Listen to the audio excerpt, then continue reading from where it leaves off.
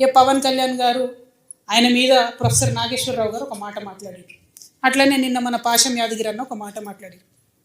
మాట్లాడంగానే ఇక్కడ వాళ్ళ ఏజెంట్ ఉన్నాడు కాబట్టి ఆంధ్ర పోలీసు వాళ్ళు మా మేధావులు ఇంటికి వస్తారు. ఇట్లా చేస్తే మాత్రం ఊరుకోం, క్వశ్చనే లేదు.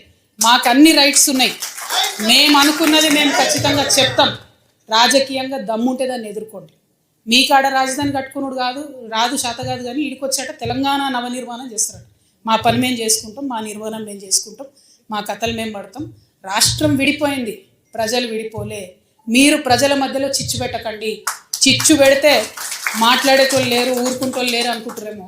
ఇగో ఈ జెండా రాకముందు లెక్క వేరే, ఇప్పుడు లెక్క వేరే.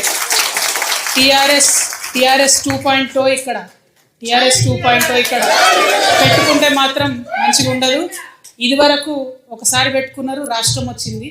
ఈసారి మూతి పనులు రాలిపడతాయి. కాబట్టి మీరు మా ప్రజల్ని తక్కువ చేసి మాట్లాడడం, మా మేధావుల మీద చేయాలనుకోవడం, లేనిపోని సాంస్కృతిక పెత్తనం మా మీద రుద్దాలనుకోవడం, మీకు అక్కడ రాజధాని కట్టుకోవడం చేతగాక మీ పొలిటికల్ పంచాయతీలను తీసుకొచ్చి మా మీద రుద్దడం.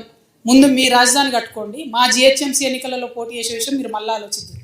మా జిహెచ్ఎంసీలో ఇక్కడ సెటిల్ అయ్యి ఇక్కడ ఉన్నటువంటి ఆంధ్ర బిడ్డలు మా వాళ్ళు.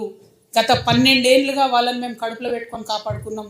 ఇంకా ఎన్ని ఏళ్ళైనా అట్లనే కాపాడుకుంటాం. తెలంగాణ వాళ్ళం ఎవరిని ఇబ్బంది పెట్టేటోళ్ళం కాదు.